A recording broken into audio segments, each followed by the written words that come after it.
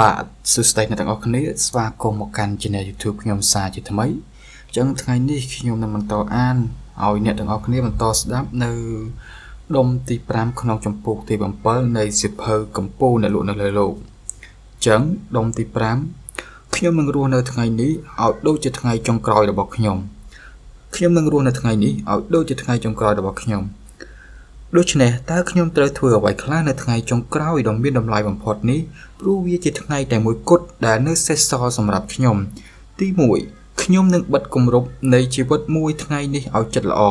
មិនឲ្យវាស្រក់ទៅលើដីសូម្បីតែមួយដំណក់ខ្ញុំនឹងមិនខ្ជះខ្ជាយពេលវេលាសូម្បីតែមួយវិនាទីណាឡើយដើម្បីនឹកស្ដាយ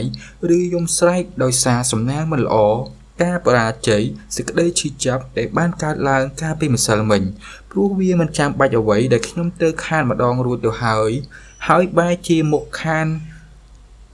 ម្ដងទៀតដោយសារតែគិតអំពីវាឡើយតើខ្សាច់អាចហូរឡើងទៅលើខាងលើក្នុងកៅអៅនាឡិកាខ្សាច់បានដែរឬទេតើព្រះអាទិត្យអាចរះនៅត្រង់កន្លែងដែលវាលិច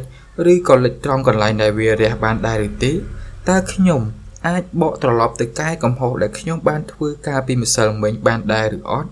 តើខ្ញុំអាចហៅពេលវេលាឲ្យត្រឡប់ថយក្រោយដើម្បីយកចេញនៅមុខរបួសដែលខ្ញុំមុតនៅថ្ងៃម្សិលមិញបានដែរឬទេតើថ្ងៃនេះខ្ញុំអាចមានអាយុក្មេងជាងកាលពីម្សិលមិញដែរឬអត់តើខ្ញុំអាចយកសម្ដីអាក្រក់កំហឹងឬទង្វើបញ្ឈឺចិត្តដែលខ្ញុំបានបង្កកាលពីម្សិលមិញឲ្យត្រឡប់មកវិញបានដែរទេពិតជាមិនបានទេអ្វីដែលបានកើតនៅថ្ងៃម្សិលមិញត្រូវបានកប់ចោលជារៀងរហូតដូច្នេះតើចាំបាច់អ្វីដែលខ្ញុំត្រូវគិតអំពីវាខ្ញុំនឹងរស់នៅថ្ងៃនេះឲ្យដូចជាថ្ងៃចុងក្រោយរបស់ខ្ញុំចុះខ្ញុំគួរធ្វើយ៉ាងណាគឺត្រូវបំភ្លេចចោលនៅរឿងកាលពីម្សិលមិញហើយក៏មិនត្រូវគិតអំពីរឿងដែលនឹងកើតឡើងនៅថ្ងៃស្អែកដែរតើបានប្រយោជន៍អ្វីដែលខ្ញុំត្រូវគិតអំពីរឿងដែលប្រហែលនឹងកើតឡើងតែបំភ្លេចចោលនៅរឿងដែលកំពុងត្រូវការដោះស្រាយក្នុងពេលឥឡូវនេះតើគ្រាប់ខ្សាច់សម្រាប់ថ្ងៃស្អែកអាចហូរទៅក្នុងកែវនាឡិកាខ្សាច់នៅថ្ងៃនេះបានដែរឬទេតើព្រះអាទិត្យអាចរះ2ដងនៅព្រឹកនេះបានដែរឬអត់គឺម្ដងសម្រាប់ថ្ងៃនេះនិងម្ដងសម្រាប់ថ្ងៃស្អែកតើខ្ញុំអាចដើរលើផ្លូវថ្ងៃស្អែកខណៈខ្ញុំកំពុងតែឈរលើផ្លូវថ្ងៃនេះបានដែរឬអត់តើខ្ញុំអាចយកមាសដែលរកបាននៅថ្ងៃស្អែកមកដាក់ក្នុងកាបូបនៅថ្ងៃនេះបានដែរឬអត់តើទីរកដែលនឹងត្រូវកើតនៅថ្ងៃស្អែកអាចកើតនៅថ្ងៃនេះបានដែរឬទេតើខ្ញុំគួរបណ្ដោយឲ្យខ្លួនឯងខ្វល់ខ្វាយចិត្តនឹងរឿងរ៉ាវដែលខ្ញុំមិនទាន់បានដឹងនិងបានឃើញនៅឡើយដែរឬអត់តើខ្ញុំគួរពិបាកចិត្តដោយសារតែបញ្ហាដែលមិនទាន់កើតឡើងនៅដែរឬទេថ្ងៃស្អែកគឺជារឿងសម្រាប់ថ្ងៃស្អែកដូច្នេះខ្ញុំមិនគិតអំពីវានៅថ្ងៃនេះឡើយខ្ញុំនឹងរស់នៅថ្ងៃនេះឲ្យដូចជាថ្ងៃចុងក្រោយរបស់ខ្ញុំមានពេលតែមួយថ្ងៃទៀតតែប៉ុណ្ណោះដូច្នេះខ្ញុំស្វាគមន៍ថ្ងៃរះដោយសម្រេចនៃសេចក្តីសប្បាយរាយប្រៀបដូចនឹងអ្នកទោសម្នាក់ដែលត្រូវបានគេលើកលែងទោសប្រហារជីវិតខ្ញុំលើកដៃទាំងពីរប្រគំឡើងលើដោយសេចក្តីអំណរអរគុណចំពោះអំណោយដ៏មានតម្លៃកាត់ថ្លៃមិនបានហើយអំណោយនេះគឺថ្ងៃថ្មីនេះឯងខ្ញុំនឹងបំពេញបេះដូងរបស់ខ្ញុំទៅដោយសេចក្តីដឹងគុណព្រោះខ្ញុំបានដឹងថាអ្នកទាំងឡាយដែលបានទទួលស្វាគមន៍ថ្ងៃរះកាលពីម្សិលមិញលែងមានជីវិតសម្រាប់ថ្ងៃនេះទៀតហើយពូលខ្ញុំគឺជាមនុស្សម្នាក់ដែលមានសំណាងបំផុតហើយម៉ោងទាំងប៉ុន្មាននៅក្នុងថ្ងៃនេះប្រៀបដូចជារង្វាន់បន្ថែមសម្រាប់ខ្ញុំហេតុអ្វីបានជាខ្ញុំត្រូវគេអនុញ្ញាតឲ្យរស់នៅបានមួយថ្ងៃទៀតនៅខណៈពេលដែលអ្នកផ្សេងទៀតដែលជាបុគ្គលប្រសើរជាងខ្ញុំបែរជាត្រូវគេបញ្ជូនឲ្យទៅរហូតឬមួយក៏ព្រោះតែពួកគេទាំងនោះបានទទួលជោគជ័យដល់គោលដៅជីវិតរបស់ខ្លួនរួចទៅហើយនៅសល់តែខ្ញុំម្នាក់គត់ដែលនៅមិនទាន់សម្រេចគោលបំណងជីវិតតើខ្ញុំនៅមានឱកាសដើម្បីក្លាយទៅជាមនុស្សម្នាក់ដែលខ្ញុំប្រាថ្នាចង់បានដែរឬទេតើធម្មជាតិបានបង្កើតមនុស្សមកដោយចេតនាឬក៏អចេតនាតើនេះគឺថ្ងៃសម្រាប់ខ្ញុំដើម្បីក្លាយជាមនុស្សអស្ចារ្យមែនដែរឬទេខ្ញុំនឹងរស់នៅថ្ងៃនេះឲ្យដូចជាថ្ងៃចុងក្រោយរបស់ខ្ញុំមានជីវិតតែមួយហើយជីវិតគឺជារង្វាន់នៃពេលវេលា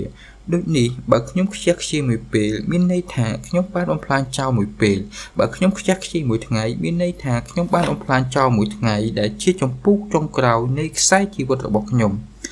ដូច្នេះហើយ នៅថ្ងៃនេះខ្ញុំនឹងសន្សំសំចៃគ្រប់វិនាទីមិនខ្ជះខ្ជាយសោះឡើយព្រោះខ្ញុំដឹងថាពេលវេលានេះនឹងមិនអាចត្រឡប់មកក្រោយវិញបានទេវាមិនអាចទៅរួចទេដែលចង់សន្សំពេលវេលានៅថ្ងៃនេះទុកនៅក្នុងធនាគារដើម្បីយកមកប្រើវិញនៅថ្ងៃស្អែកនោះព្រោះតើនរណាអាចចាប់ពេលវេលាមកទុកបានទៅវិនាទីនីមួយៗនៅថ្ងៃនេះត្រូវតែស្រវាចាប់ឲ្យជាប់ដោយដៃទាំងពីរនិងត្រូវមានសេចក្តីស្រឡាញ់ពេលវេលាឲ្យបានខ្លាំងនិងឲ្យអស់ពីចិត្តព្រោះពេលវេលាមួយវិនាទីនេះមានតម្លៃលើសពីមាសប្រាក់ទៅទៀតតើមនុស្សម្នាក់ដែលកំពុងតែដេករងចាំសេចក្តីស្លាប់អាចយកមាសដែលខ្លួនមានទាំងប៉ុន្មានមកទិញខ្យល់ដង្ហើមបន្ថែមទៀតបានដែរឬទេបើពេលវេលាសំខាន់យ៉ាងនេះតើខ្ញុំត្រូវដាក់តម្លៃឲ្យពេលវេលាក្នុងតម្លៃណាទៅចម្លើយគឺខ្ញុំនឹងចាត់ទុកពេលវេលាថាជារបស់មានតម្លៃដែលមិនអាចកាត់ថ្លៃបានខ្ញុំនឹងរស់នៅថ្ងៃនេះឲ្យដូចជាថ្ងៃចុងក្រោយរបស់ខ្ញុំដូចនេះខ្ញុំនឹងកម្ចាត់ចោលនៅសកម្មភាពទាំងឡាយណាដែលបំផ្លាញពេលវេលាដើម្បីកម្ចាត់ចោលនៅទម្លាប់នៃសេចក្តីចាំសិនខ្ញុំត្រូវចាប់ផ្ដើមធ្វើកិច្ចការនេះជាបន្ទាន់ដើម្បីកម្ចាត់ចោលនៅសេចក្តីសង្ស័យស្ទាក់ស្ទើរខ្ញុំត្រូវកសាងជំនឿដើម្បីកម្ចាត់ចោលនៅសេចក្តីខ្លាចខ្ញុំត្រូវបណ្ដុះសេចក្តីក្លាហានក្នុងគ្រប់សកម្មភាពការងារបើជួបមនុស្សដែលចូលចិត្តនិយាយរឿងអត់បានការខ្ញុំនឹងមិនខ្ចីយកទៅជាស្ដាប់បើជួបមនុស្សដែលចូលចិត្តធ្វើរឿងអត់បានការខ្ញុំមិនខ្ចីពឹងពាក់ពួកគេបើជួបមនុស្សដែលមិនចូលចិត្តធ្វើការងារខ្ញុំមិនខ្ចីយកខ្លួនទៅបៀតដូច្នេះចាប់ពីពេលនេះតទៅខ្ញុំនឹងចងចាំថាដើម្បីកម្ចាត់ចោលនៅសេចក្តីឥតបានការគឺត្រូវលួចរៀនធ្វើតាមបុគ្គលទាំងឡាយណាដែលខ្ញុំមានសេចក្តីគោរពនិងកោតស្ងប់ស្ងាយប៉ុន្តែមិនមែនមានន័យថាខ្ញុំគឺជាចៅនោះទេខ្ញុំគឺជាមនុស្សដែលគួរឲ្យស្រឡាញ់ហើយថ្ងៃនេះគឺជាឱកាសចុងក្រោយដើម្បីបង្ហាញនូវសេចក្តីស្រឡាញ់និងសេចក្តីអស្ចារ្យរបស់ខ្ញុំឲ្យពិភពលោកបានឃើញខ្ញុំនឹងរស់នៅថ្ងៃនេះឲ្យដូចជាថ្ងៃចុងក្រោយរបស់ខ្ញុំកិច្ចការសម្រាប់ថ្ងៃនេះខ្ញុំត្រូវធ្វើឲ្យចប់អស់នៅថ្ងៃនេះនៅថ្ងៃនេះខ្ញុំគួរឆ្លៀតពេលប្រឡែងលេងជាមួយកូនរបស់ខ្ញុំព្រោះនៅថ្ងៃស្អែកពួកគេនឹងចាកចេញទៅហើយសូម្បីខ្ញុំក៏ត្រូវចាកចេញទៅដែរនៅថ្ងៃនេះខ្ញុំនឹងអោបភរិយារបស់ខ្ញុំព្រមទាំងថើបនាងដោយសេចក្តីស្រឡាញ់ព្រោះនៅថ្ងៃស្អែកនាងនឹងចាកចេញទៅហើយសូម្បីខ្ញុំក៏ត្រូវចាកចេញទៅដែរនៅថ្ងៃនេះខ្ញុំនឹងជួយជ្រុំជ្រែងមិត្តភក្តិរបស់ខ្ញុំព្រោះនៅថ្ងៃស្អែកពួកគេនឹងលែងស្រែកដង្ហើយហៅ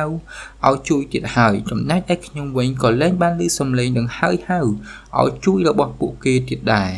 នៅថ្ងៃនេះខ្ញុំនឹងធ្វើពលិកម្មខ្លួនឯងដើម្បីការងារព្រោះនៅថ្ងៃស្អែកខ្ញុំនឹងមិនមានអ្វីដើម្បីធ្វើការលះបង់ទៀតទេដូច្នេះខ្ញុំក៏គ្មានអ្វីដែលនឹងត្រូវទទួលមកវិញដែរខ្ញុំនឹងរស់នៅថ្ងៃនេះឲ្យដូចជាថ្ងៃចុងក្រោយរបស់ខ្ញុំបើថ្ងៃនេះគឺជាថ្ងៃចុងក្រោយវាក៏គឺជាពេលវេលាដ៏មានន័យបំផុតខ្ញុំនឹងធ្វើឲ្យថ្ងៃនេះឲ្យទៅជាថ្ងៃដែលល្អបំផុតនៅក្នុងឆាកជីវិតរបស់ខ្ញុំនៅថ្ងៃនេះខ្ញុំនឹងក្រេបយកគ្រប់វិនាទីទាំងអស់រហូតដល់វិនាទីចុងក្រោយខ្ញុំនឹងក្រេបយករសជាតិរបស់វាដោយសេចក្តីអំណរអរគុណជាអនេកខ្ញុំនឹងមិនរំលង1ម៉ោងណាឡើយហើយនាទីនីមួយៗគឺជានាទីនៃផលប្រយោជន៍ខ្ញុំនឹងប្រឹងធ្វើការខ្លាំងជាងពេលណាទាំងអស់ប្រៀបដូចទៅនឹងការប្រឹងលើកដុំដែករហូតដល់សាច់ដុំស្រែកសុំអង្វរឲ្យទម្លាក់ដុំដែកចុះប៉ុន្តែខ្ញុំនឹងនៅតែប្រឹងបន្តទៀតខ្ញុំនឹងអំពាវនាវហៅអតិថិជន